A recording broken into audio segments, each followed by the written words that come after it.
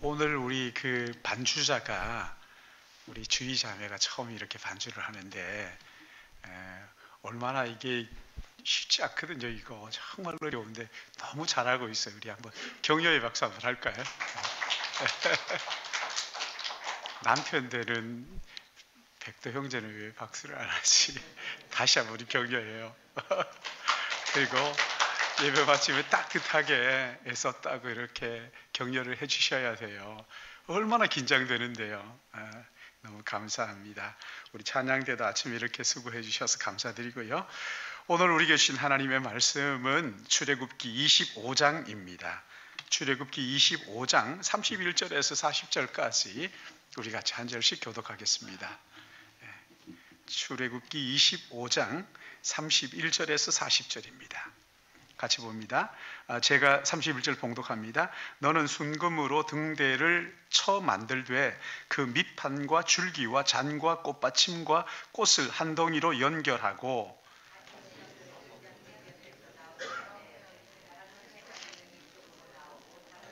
저쪽으로 나오게 하며 이쪽 가지에 살구꽃 형상의 잔셋과 꽃받침과 꽃이 있게 하고 저쪽 가지에도 살구꽃 형상의 잔셋과 꽃받침과 꽃이 있게 하여 등잔대에서 나온 가지 6을 갖게 할지며 살구꽃 형상의 잔넷과 꽃받침과 꽃이 있게 하고 등잔대에서 나온 가지 6을 위하여 꽃받침이 있게 하되 두 가지의 아래에 한 꽃받침이 있어 줄기와 연결하며 또 두 가지 아래에 한 꽃받침이 있어 줄기와 연결하며 또 두 가지 아래에 한 꽃받침이 있어 줄기와 연결하고 줄기와 연결하여 전부를 순금으로 쳐 만들 등잔 7을 만들어 그 위에 두어 앞을 비추게 하며 그 불식배와 불똥 그릇도 순금으로 만들 등잔대와 이 모든 기구를 순금 한 달란트로 만들되 너는 삼과 이 산에서 내게 보인 양식대로 행할지니라. 아멘. 우리 같이 기도하겠습니다. 하나님 아버지, 이 시간 우리가 성막을 생각하며 금 등잔대를 묵상하기 원합니다. 이것을 통해서 우리에게 들려주시고자 원하시는 하나님 아버지의 마음을 우리가 깨달아 알고 그리고 또한 그 마음을 마음에 품고 그렇게 살아갈 수 있도록 우리 모두를 성령께서 인도해 주실 것을 간절히 바라옵고 말씀으로 찾아오시는 하나님을 이 시간 인격적으로 만나게 하여 주심으로 이 말씀을 통해서 하나님의 그 거룩하심을 더욱 사모하고 또 닮아가고 갈망하는 저희들 되도록 인도하여 주시옵소서. 주님, 이 시간 주님 앞에 의탁합니다. 주님, 간절히 소원하기는 말씀을 전하는 종이나 또 듣는 우리 모든 믿음의 가족들이 함께 은혜 받을 수 있도록 성령 하나님 시종여일하게 우리를 붙들어 주실 것을 간절히 바라옵고 한 시간 주님 앞에 의탁하며 예수님의 이름으로 기도드리옵나이다. 아멘. 우리 말씀을 듣기 전에 여러분 옆에 분들 보시면서 같이 우리 축복하는 마음으로 또 말씀을 사모하는 마음으로 형제의 모습 속에 보이는 하나님 사랑 아름다워라. 형제의 모습 속에 보이는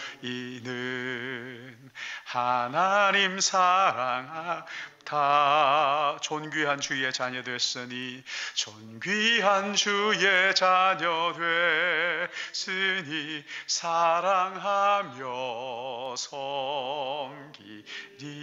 우리의 모임 중에 임하신 우리의 모임 중에 이 하나님 영광 아름다워라. 하나님 영광 아름다. 존귀한 왕이 여기 계시니 존귀한 왕이 여기 계시니 사랑하며 섬기리.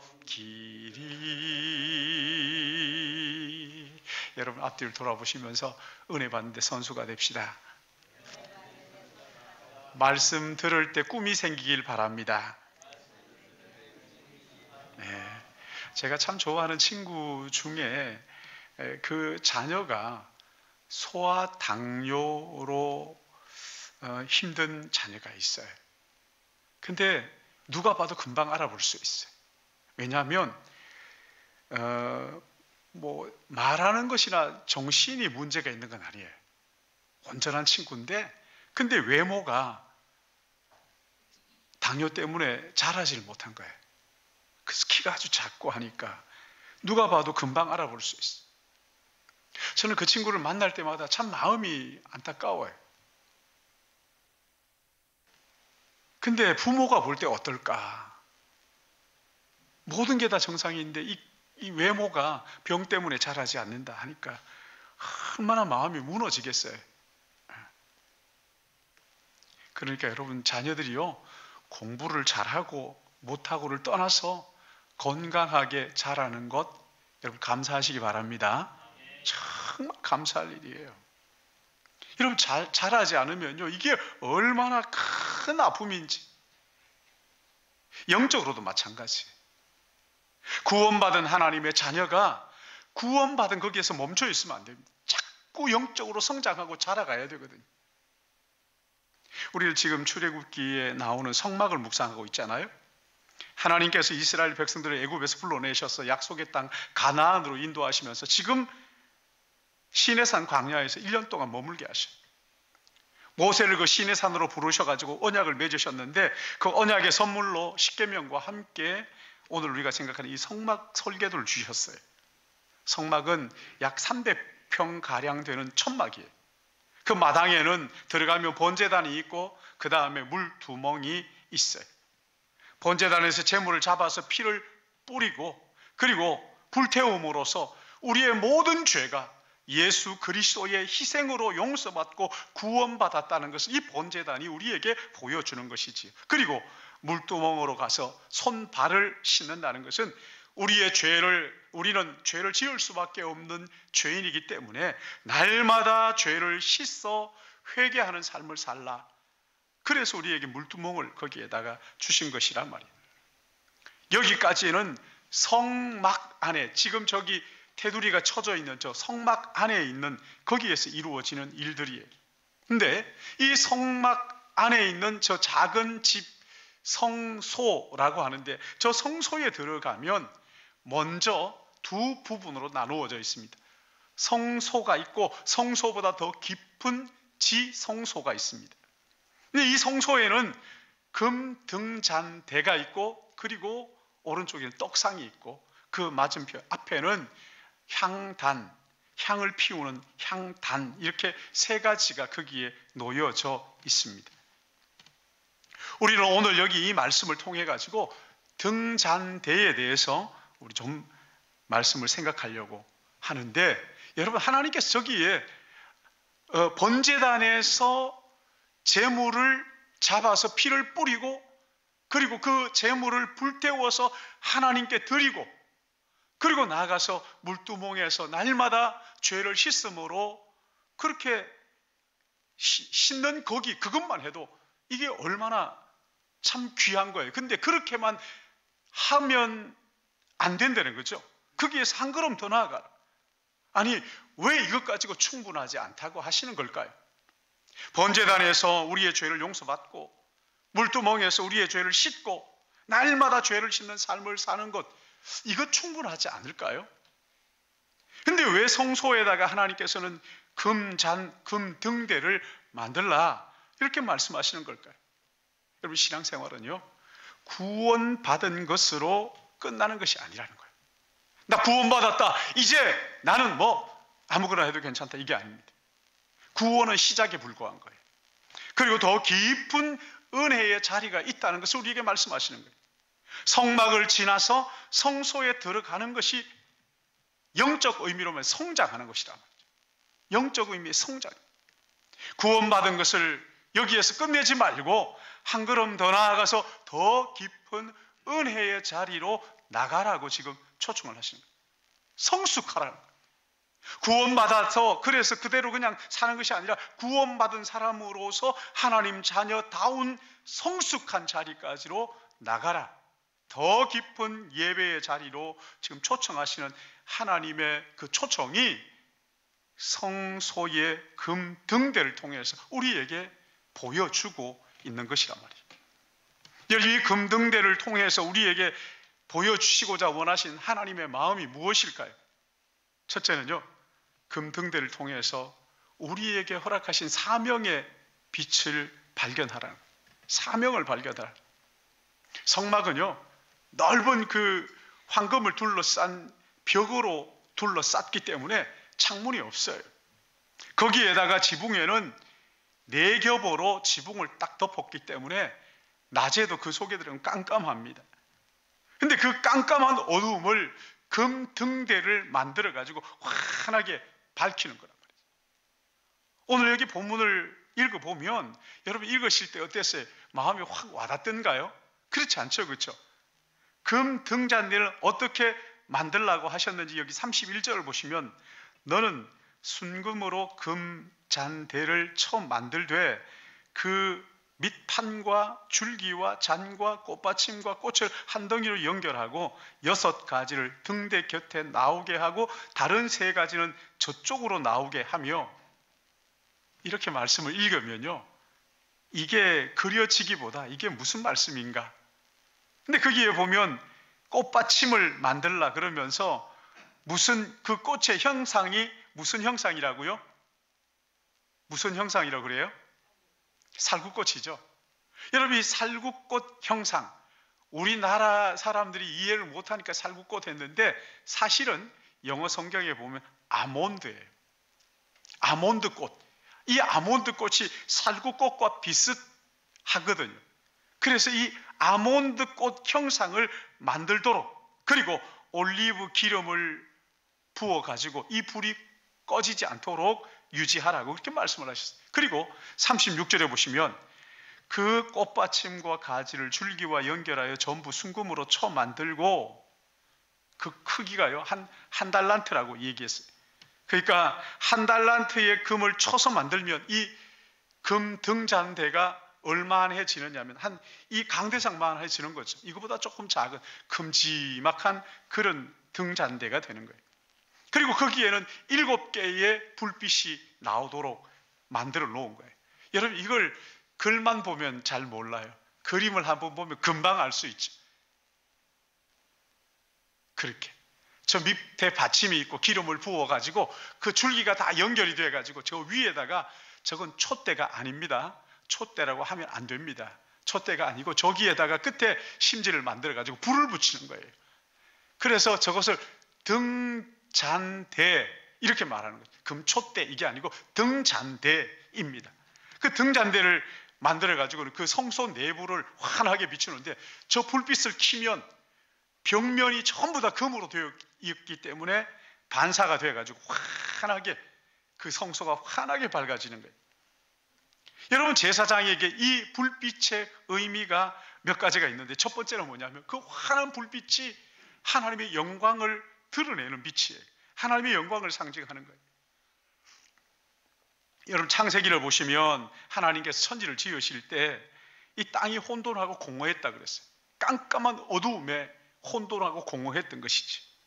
하나님이 빛이 있으라 말씀하시는데 하나님 자체가 빛이시기 때문에 거기에 그 혼돈과 공허 가운데 빛을 만들으셔가지고는 그 빛이 환히 비치니까 그 혼돈과 공허가 다 물러가고 환한 빛으로 질서가 하나하나 잡히기 시작했던 것이지. 그래서 여러분, 성경은 보면 하나님은 모든 빛들의 아버지라고 했어요.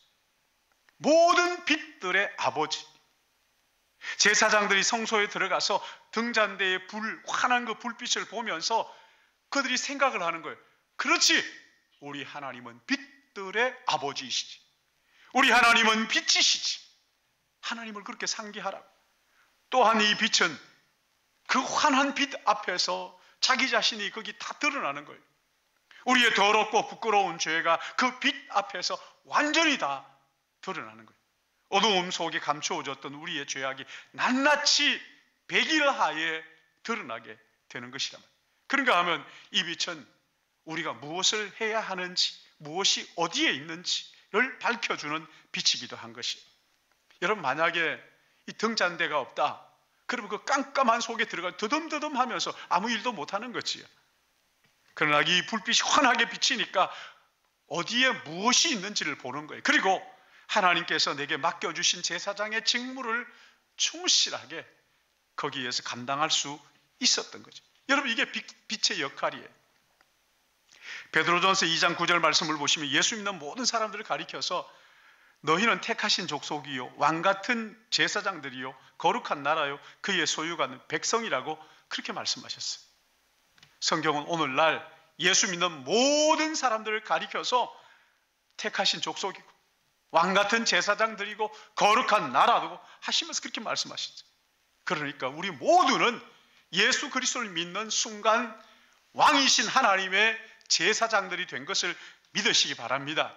우리 모두가 제사장, 목사가 제사장이 아니라, 목사만 제사장이 아니라 우리 모두가 예수 그리스도 안에서 거룩한 왕같은 제사장들이 다 되었어요. 근데 이 왕같은 제사장들에게 해야 할 일이 있다고 말씀하시면서 마태복음 5장 14절에 이렇게 말씀합니다. 너희는 세상의 빛이라. 하나님의 빛이신데 이 어두운 세상 가운데 너희가 빛이다. 그렇게 말씀하시고, 그리고 16절에 보면 이같이 너희 빛을 사람 앞에 비치게 하여 그들로 너희 착한 행실을 보고 하늘에 계신 너희 아버지께 영광을 돌리게 하라. 왕같은 제사장인 우리가 이 땅에서 감당해야 할 사명이 뭐냐면 하나님의 영광을 세상에 드러내는 거예요. 어떻게 드러냅니까? 착한 행실을 통해서. 근데 문제가 뭐예요? 우리가 착한 행실을 할 능력이 내 안에 없다는 거예요. 착한 행실을 할 수 있는 능력이 부족하다는 거예요. 그래서 우리가 왕같은 제사장의 사명을 감당하기 위해서는 내 안에 없는 이 능력을 받아야 되는 거잖아요. 어떻게 받을 수 있어요? 빛이신 하나님의 은혜를 날마다 머금는 거예요. 날마다 머금는 거예요. 우리가 빛을 많이 머금으면, 여러분 술 많이 마시는 사람은 어떻게 됩니까? 술 냄새 나고 코도 빨개지고 그러잖아요. 마찬가지. 하나님의 빛을 날마다 많이 받으면, 하나님과 교제하고 하나님과 동행하면 우리 안에 빛이 뿜어져 나오게 돼요. 할렐루야. 빛이 뿜어져. 그럴 때 우리가 이 땅에서 왕같은 제사장의 착한 행실을 통해서 하나님의 영광을 돌릴 수 있는 그런 삶을 살 수 있다는 거지. 사도행전에 나오는 바울 보시면 참 이 바울은 종교적인 열정으로는 타의 추종을 불허하는 그런 사람이죠. 근데 문제가 뭡니까? 방향이 잘못된 거예요. 그래서 예수를 믿는 사람들을 잡아서 옥에 가두고 죽이는 일을 하기 위해서 다메섹으로 가고 있었어요. 그때 홀연히 하늘로부터 빛이 그에게 둘러 비쳤어요. 그리고 음성이 들리기를 사울아 사울아 네가 어찌하여 나를 핍박하느냐? 그 순간 사울의 눈이 멀어 보이질 않게 됩니다. 그래서 직가라는 동네에 들어가 3일 동안 하나님 앞 회개 기도를 하고 있을 때 하나님께서 아나니아 선지자를 그에게 보내시죠. 그래서 눈뜨게 해주시면서 하신 말씀이 사도행전 9장 15절에 나오는데요. 이 사람은 내 이름을 이방인과 임금과 이스라엘 자손들에게 전하기 위하여 택한 나의 그릇이라. 바울이 그렇다는 거예요.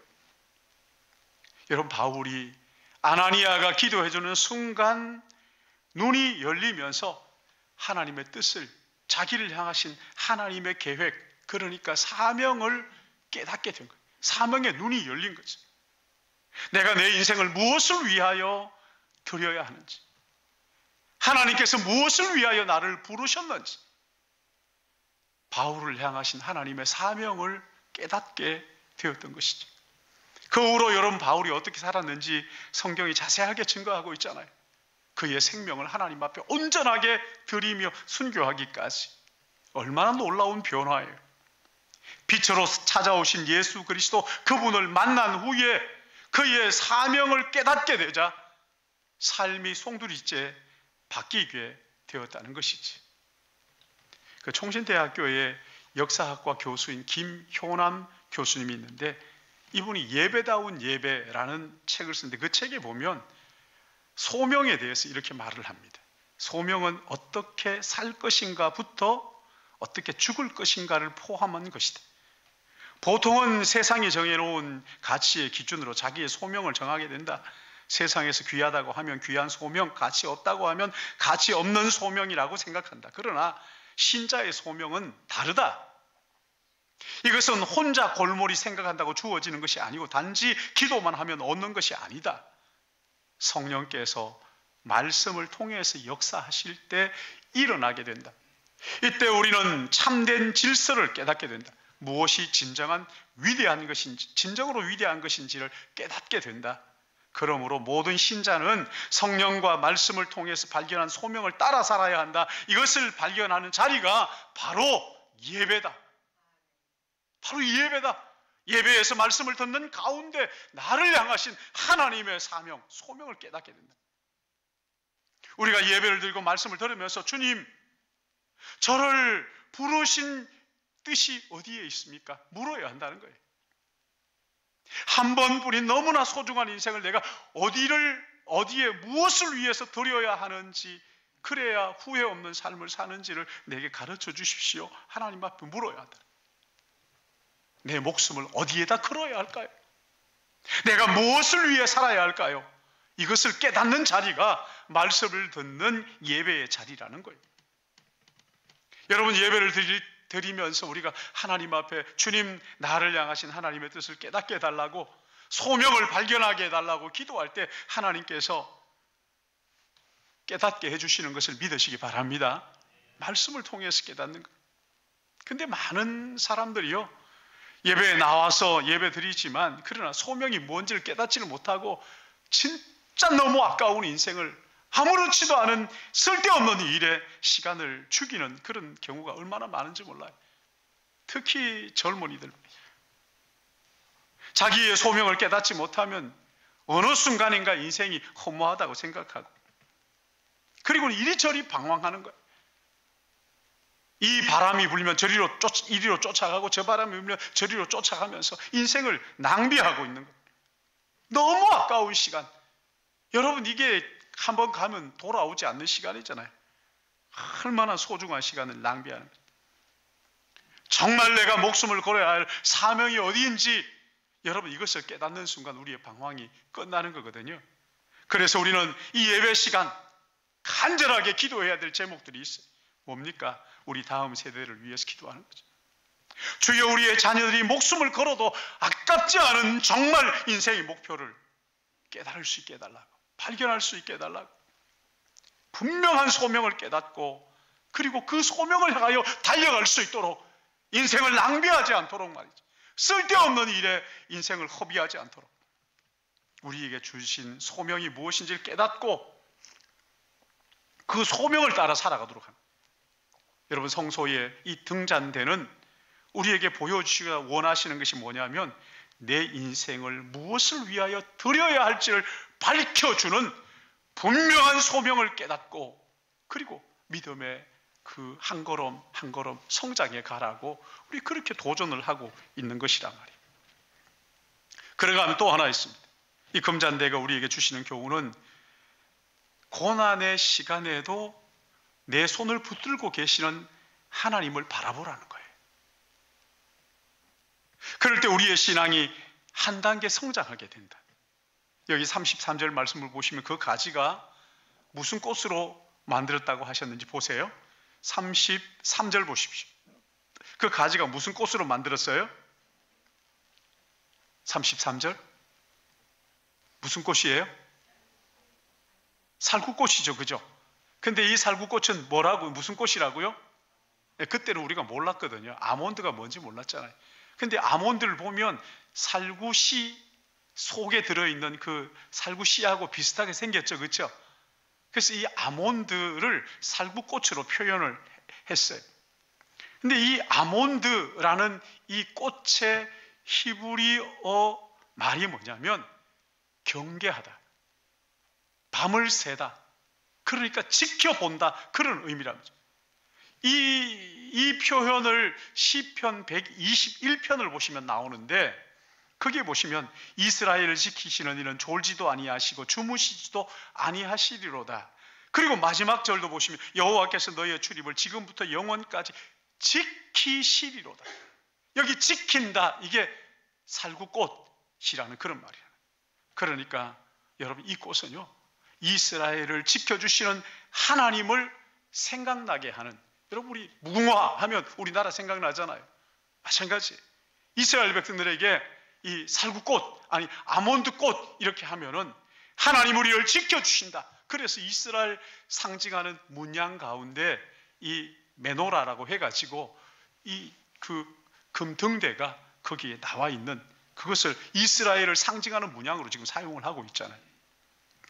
예레미야 1장 11절 말씀을 보시면 이 살구꽃 이야기가 나오거든요. 내가 무엇을 보았느냐? 살구나무 가지를 보았나이다. 네가 잘 보았도다. 네가 내 말을 지켜 그대로 이루리 함이니라 하시니라. 네가 무엇을 보느냐? 살구꽃 봤습니다. 무슨 얘기예요? 그 어린 예레미야를 부르면서 그 나라가 지금 풍전등화 위기에 처해 있는데 하나님께서 그 어린 예레미야를 부르시면서, 그리고 그때 보여주신 것이 바로 이 살구나무 꽃 가지. 나라가 어떤 처지에 있든지 내가 너를 지켜볼 거야. 내가 너를 지킬 거야. 그러니 너는 두려워하지 말고 담대하게 내가 너에게 준 말씀을 하나도 땅에 떨어뜨리지 말고 그대로 선포하라. 여러분 예레미야는 이런 하나님의 약속을 붙들고 지나가다가 살구꽃을 볼 때마다 그렇지, 자기의 사명을 각성하는 거예요. 다시 떠올리는 거예요. 하나님의 말씀을 담대하게 선포하면서 끝까지 참 선지자로 인정받을 때까지 그렇게 쓰임받았죠. 여러분 무엇이 이렇게 했다고요? 하나님께서 그에게 고난 속에서도 너를 붙들고 계시고 너와 함께 하신다 하시니 하나님의 약속의 말씀을 살구나무 등잔대 통해서 이것을 들려주시는 것이죠. 여러분 야곱도 보세요. 야곱도요, 자신을 죽이려고 하는 형 에서를 피해서 그 외삼촌 라반의 집으로 도망을 가잖아요. 근데 가다가 어느 쯤 갔을 때 해가 저물어서 거기에 돌베개를 하고 잠을 잡니다. 하나님께서 그를 찾아오시잖아요, 꿈에. 내가 너를 다시 돌아올 때까지 지켜주겠다는 약속을 거기서 하십니다. 하늘에 닿은 사닥다리를 통해서 그렇게 찾아오셔가지고 약속을 하시죠. 네가 다시 돌아올 때까지 내가 너를 지켜줄 거야. 이 꿈을 꾼 다음에 일어나서 야곱이 뭐라고 합니까? 여호와께서 과연 여기 계시거늘 내가 알지 못하였도다. 영적 각성이 일어난 거예요. 하나님께서 여기에 계시는구나 깜짝 놀라면서 그의 인생에 함께 하시는 하나님을 발견한 거예요. 도망 와가지고 하나님께 집에 계시고 나는 도망 나온 줄 알았는데 하나님이 여기에까지, 아니 여기에 하나님이 계시는구나. 그리고는 베개를 했던 돌에 기름을 붓고 여기 하나님의 집이 되기를 바라고, 그리고 또 내 모든 하나님이 주시는 모든 소유의 11조를 하나님 앞에 드리겠습니다. 그렇게 약속을 했던 거잖아요. 그리고 그 땅의 이름을 뭐라고 불렀냐면 베델, 하나님의 얼굴, 하나님의 집, 벳엘 이렇게 한 거죠. 근데 그 다음 구절에 보시면 그 땅의 옛이름이 나옵니다. 옛 이름, 원래 이름 뭐냐면 루스. 여러분 이 루스라는 말이 뭐냐면 살구나무라는 뜻이에요. 살구나무. 이 살구나무 뭘 말하는 거예요? 너의 인생의 칠흑같이 어두운 그 순간에도 내가 너를 지켜보고 있다. 불꽃 같은 눈동자로 내가 너를 지켜보고 있고 너를 붙들고 있고 너와 동행할 거야. 그 하나님의 함께하심, 하나님의 지켜보시는 그 불꽃 같은 눈동자가 생각나게 하는 것이 바로 그 루스 베델이었다는 거예요. 야곱이요, 거기에서 새날을 맞이하는 것 아닙니까? 내 영혼의 새날, 영혼의 각성을 거기에서 하는 것이, 했다는 것이지. 미국의 그 1800년도에 엘리자벳 베드머드 히윗이라는 여자분이 있었는데 이분이 필라델피아의 학교에서 교사를 했는데 어느 학교에서 이제 모든 선생님들이 포기한 학생이 하나 있었어요. 문제아주 한마디로 말하면. 근데 이 선생님이 신앙인이었기 때문에 그 문제아, 다들 싫어하는 그 문제아를 품고 지도하기 시작했는데, 이 아이가 어느 날 희윗 선생님의 말을 안 듣는 거는 고사하고 기와장을 들고는 희윗 선생님의 그 등짝을 사정없이 내리친 거예요. 아! 하고 쓰러졌는데 응급실에 실려갔는데, 허리에 그 허리를 다쳐가지고는 7개월 동안 꼼짝 못하고 누워 있는 거예요. 대소변을 다 받아내고. 근데 그렇게 있는 동안에 마음이 그냥 궁핍해진 거예요. 다 마음이 피폐해져 가지고요. 그냥 날마다 눈 뜨면 내가 어쩌자고 교사가 돼가지고 하면 신세 한탄을 하면서. 근데 어느 날 그 방을 청소하는 흑인 여자아이가 들어와서는 그 청소를 하는데 연신 흥얼거리며 찬송을 막 흥얼거리는 거예요. 희윗이 그걸 보니까 화가 나가지고 버럭 소리를 지르면서 뭐가 그렇게 좋아서 흥얼거리느냐고 이렇게 고함을 질렀어요. 그러니까 그 흑인 여자가 하나님이 나와 함께 계시거든. 주님의 손이 나를 붙들고 계시거든. 나의 형편을 변화시킬 수 있는 그 하나님의 능력이 나와 함께 계시고, 그래서 이 삶을 변화시키는 능력을, 슬픔을 찬송으로 바꿀 수 있는 능력을 주시는 하나님이 계시는데 왜 기쁘지 않느냐고. 희윗이 이 이야기를 듣고 큰 충격을 받았어요. 영적 각성이 그 안에서 일어난 거죠. 평생 남의 집 청소만 하고 있는 저 흑인 여자도 자신의 처지를 비관하지 않고 감사하면서 사는데, 나는 이게 뭔가? 주님의 일을 한다고 하면서 이런 시련을 이기지를 못하고 원망과 불평으로 그렇게 하루하루를 죽이고 있는구나. 그리고 그 마음속에서 회개가 터져 나오기 시작했어요. 눈물을 흘리면서 회개를 합니다. 그리고 그 마음의 생각을, 하나님이 주시는 생각들을 종이에 적기 시작했어요. 삶에 지치고 다른 사람들을 섬기다가 상처받은 그 영혼들을 향해서 쓰는데, 주 안에 있는 나에게 딴 근심이 있으랴. 십자가 밑에 나아가 내 짐을 풀었네. 2절이 뭐예요? 그 두려움, 내가 평생 장애인으로 살아야 할까 하는 이 두려움이 변하여 내 노래가 되고, 전날에 원망하고 불평하고 한숨 쉬었던 그 한숨이 변하여 내 노래가 되었네. 후렴 여러분 아시죠?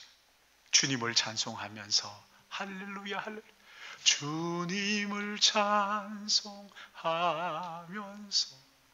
할렐루야 할렐루야, 내 앞길 멀고 험해도 나 주님만 따라가. 날마다 이 찬송을 부르는 동안에 하나님께서 기억같이 그에게 완치 판정, 그리고 그 가해자를, 학생을 찾아가지고 용서하고 평생 청소년들을 섬기는 그 일에 헌신을 했어요. 그분이 이 찬송을 썼다. 여러분, 오늘 우리의 믿음이 언제 한 단계 성숙하게 되느냐? 내 삶의 어두움이 계속되고 고난 가운데 있다 할지라도, 그러나 이 어두움 속에서도 여전히 나를 지켜보고 계시고 나를 붙들고 계시는 그 하나님의 손길을 발견하는 순간, 이 고난을 통해서 이루실 하나님의 뜻이 있다는 것을 깨닫는 그 순간, 어두움이 떠나가고 빛 가운데로 한 걸음 더 나가게 되는 것을 믿으시기 바랍니다. 우리 모두에게 이런 은혜가 있기를 주님의 이름으로 축복합니다. 마지막으로 등잔대를 통해서 주시는 교훈은, 억울한 그때도 나의 편에 서 계시는 주님을 바라보라는 거예요. 여러분, 광야의 길을 행하던 이 모세가 너무나 가슴 아픈 일을 당한 것 여러분 아실 거예요. 모세의 친척되는 250명이 고라를 앞세우고는 모세를 반역한 거예요. 물론 하나님께서 결국 땅을 갈라지게 하셔가지고 그들을 다 삼키게 하셨어요. 그 일 후에 12지파의 두령들을 모아가지고는 그 지팡이들, 지휘권을 상징하는 지팡이를 전부 다 가져오게 했어요. 그리고 그 지팡이를 하나님의 법궤 지성소에 하나님의 법궤 옆에다가 그 지팡이를 두었어요. 근데 놀라운 일이 일어나죠. 민수기 17장 8절 보시면 이튿날 모세가 증거 장막에 들어가 본즉 레위 집을 위해 낸 아론의 지팡이에 움이 돋고 순이 나고 꽃이 피어 살구 열매가 열렸더라. 그 지팡이에 살구 열매가 열렸더라. 여러분, 살구 열매가 뭐라고요? 누가 뭐라고 해도 여호와께서 너를 지켜보, 너의 진심을 하나님이 아신다. 하나님께서 너를 붙들고 계신다. 여러분, 모세가 40년 동안 참 이 백성을 광야에서 인도했잖아요. 여러분, 이런 능력이 어디에서 나왔을까요? 이런 힘이 도대체 어디에서 나왔을까요? 어렵고 힘든 순간마다 그에게 나타나서 모세야, 내가 너를 안다. 너의 눈물을 알고 너의 진심을 알고 너의 모든 마음의 생각을 내가 안다. 이 백성들의 완약함을 내가 알지 않느냐. 여호와 하나님께서 모세와 함께 하셔서 말씀하시니까 모세가 다시 힘을 얻고 다시 일어서서 그 사명의 길을 걸어갈 수 있었던 것이지. 여러분, 이것이 금등잔대가 우리에게 도전하는 것이란 말이죠. 여러분, 우리 가운데 이런 분들이 있을지 모르겠어요. 모세가 참 좋았겠다. 하나님께서 그렇게 직접 말씀하셨으니까. 그러나 여러분, 우리 모두는요, 살구꽃하고는 비교할 수 없는 놀라운 은혜를 받은 사람들이 이미 받았어요. 오늘 여기 31절 36절 보시면은 뭐라고 말씀합니까? 너는 순금으로 등잔대를 어떻게 만들라 그래요? 어떻게 만들어요? 쳐서 만들어라. 치라, 때리라, 망치질 하라는 거, 두드리라는 거죠. 수 없는 망치질과 풀무 속에 그 불을 감당하고서야 살구꽃 금등잔대가 만들어지게 되는 거죠. 여러분, 신약 성경을 보시면은 살구꽃과 관련된 한 분을 소개하고 있습니다. 여러분, 이분은 하나님의 아들이십니다. 그러면서도 불구하고 그 연약한 인간의 몸을 입고 이 땅에 오셨어요. 죄가 없으시면서도 밤새도록 그 억울한 재판에 마치 풀무 속에 들어갔다 나왔다 하는 것 같이 망치질로 치는 것 같은 그 고통을 당하시고 채찍에 맞아 살점이 떨어져 나가는, 죄가 없으시면서도 온갖 죄를 다 뒤집어 쓰시고 십자가에 못 박혀 처형당하셨어요. 그런 걸 하나님께서 다시 살리시죠. 부활하신 후에 제자들에게 말씀하십니다. 볼지어다 내가 세상 끝날까지 너희와 함께 있겠다. 세상 끝날까지 너희와 함께 있겠다. 인생의 고난이 뭔지를 아시는 분, 풀무 속이 어떤지를 아시는, 들어갔다 나오신 분이잖아요. 온갖 망치질로 온갖 세상의 죄악을 다 뒤집어 쓰신 그분, 우리를 아시는 그분, 그분이 우리의 구세주 예수이시죠. 그분이 자신의 몸을 깨뜨려서 우리에게 희망의 살구꽃을 피워주신 진정한 살구꽃이 예수 그리스도란 말이죠. 우리를 대신해서 우리가 받아야 할 모든 죄가를 다 받으시고 십자가에 못 박히셨어요. 그래서 그분은 우리의 아픔을 아실 뿐만 아니라 남몰래 흘리는 나의 눈물을 아시는 거예요. 우리는 그 주님께 우리의 모든 아픔을 아뢰을 수가 있는 거예요. 우리의 모든 괴로움을 주님 앞에 쏟아 놓을 수 있는 거예요. 그때 주님 우리에 찾아오시죠. 바울과 신라가 귀신 들린 여종 하나 고쳐줬다고 억울하게 옥에 갇힙니다. 그 고난의 밤에 하나님께 기도하고 찬송합니다. 기도하다가 찬송하다가 기도하다가 찬송하다 어떤 일이 일어났어요? 손에 채워졌던 수갑이 풀리고 발에 채워진 족쇄가 다 풀리고 굳게 닫혀있던 옥문이 확 열렸어. 놀라운 기적이 일어난 것이지. 그들은 자기 편에 서 계신 하나님의 놀라운 역사, 이것을 체험하게 된 것이지. 이런 놀라운 체험이 우리 신일교회 여러분들에게 있기를 주님의 이름으로 축복합니다. 여러분이 이번 한 주간 어떤 삶을 살았는지 다 알지 못합니다. 부당한 일로 어려움 당한 사람도 있을 것이고 가까운 사람으로부터 배신당한 사람도 있을지 모르겠어요. 모함을 당하고 억울한 일을 당한 사람이 있을지 모르겠어요. 이와 같은 아픔, 여러분 어디에서 하소연하시겠어요? 누구에게 하소연하시겠어요? 주님은 오늘 이렇게 도전하시는 거예요. 이 금 등잔들을 통해서 내게로 오라. 내가 이미 너의 그 아픔을 다 당했고 내가 지켜보고 있다. 내게로 와서 쉬어라. 사랑하는 여러분, 이 예배의 자리는 그런 자리예요. 그 하나님 앞에 나와서 하나님 앞에 우리의 마음을 쏟아놓는 자리가 바로 이 예배의 자리입니다. 여러분의 아픔과 눈물, 억울함을 우리 주님 앞에 다 쏟아놓고 주님께 매달릴 때 우리 주님은 우리를 만나주실 뿐만 아니라 새롭게 하시고 우리의 믿음이 한 단계 더 성장하도록 인도하신다는 것을 이 금촛대를 통해서 우리에게 주시는 교훈이라. 이 놀라운 은혜가 우리의 삶에 넘치기를 주님의 이름으로 축복합니다. 아버지 하나님 은혜를 감사합니다. 아무리 생각해도